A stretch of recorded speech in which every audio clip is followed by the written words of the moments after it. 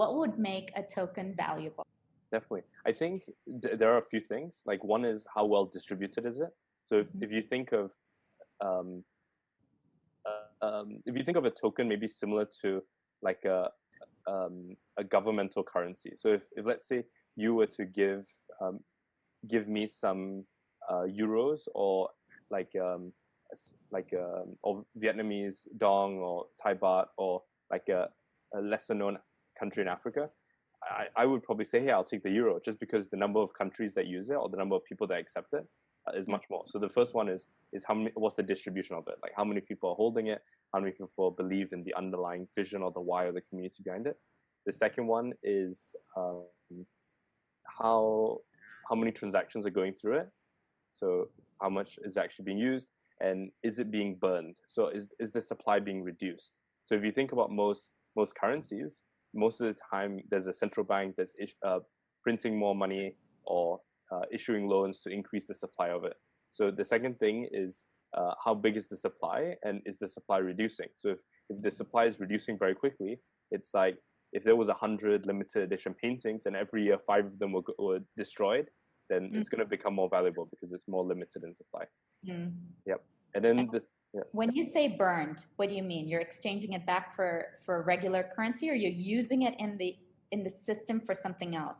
It's being removed completely. So imagine if there were 100 limited editions of Charlie and the Chocolate Factory Roald Dahl's first edition. So imagine the books actually being burned and disappearing. So it's not being sold where someone else has it. So you just get rid of it. Just get rid of it. So like, let's say there were 1,000 first edition prints of Charlie and the Chocolate Factory, and then 200 of them got burned, unfortunately, in a fire. So there's 800 left, and then 300 are in such bad condition that they can't really be seen. So there's 500 left, and maybe there's only 10 left, and because there's only 10, it becomes extremely valuable. But if they discovered 25 more, then it becomes worth less. So I guess the first one is distribution. How many people have wallets or hold a stake in this token? The second one is the supply of it and how fast it's reducing. So like for instance with Unit, every time someone transacts with a Unit or one of our marketplace tokens, the supply is being reduced. So that's the second one. The third one is I would say how much is holding or backing that token. So similar to if you look at a company and you see what are the assets under management or like what's on the balance sheet, I think what's going to happen is tokens are going to have pools or basically reserves, where if you bought, let's say, some Michael token or some Ann token, you'll be able to see how much is the community put into that token to hold it up, so that if someone wanted to exchange some Ann token for euros or US dollars or Bitcoin, the reserve will just deplete, but at least this reserve is holding up the Ant token. It's the same way that, like, for instance, in Hong Kong, when there was the protest last year, the Hong Kong dollar didn't just drop because they had a bunch of US dollars in reserve to kind of hold up the Hong Kong dollar, but the reserves were going down. So I guess those are three key ways. So distribution, the supply and how much it's being burned, and then the third one is the reserves, the pool that's backing it. And one question about the burning. Yeah. What is the motivation behind burning? Is it that and it goes back to what we were talking about initially, that people have to be aligned with the value of it, right? The values of being a part of that community to understand why they would burn. Am I right? Yep, that's right.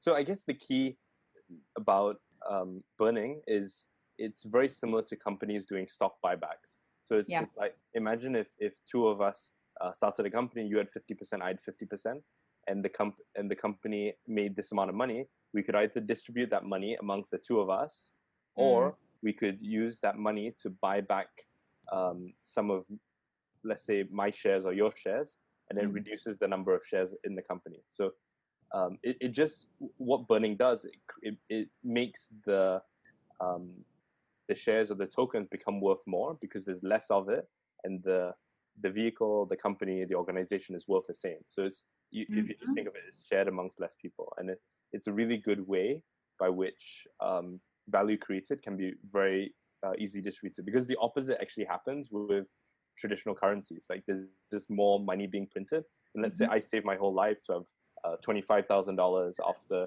saving $1,000 a year for 25 years. Governments are just printing $50,000 every minute. So Yeah. like what I work X number of years for, governments are just printing more of it and making the purchasing power of whatever I earned worth less and less. So it is really quite sad. And I think moving towards these token-driven economy systems are going to help solve a lot of this. And it's also going to help people understand this sharing and circular economy, right? Exactly. And That's, and that, yeah, that's no, fun. it's super exciting.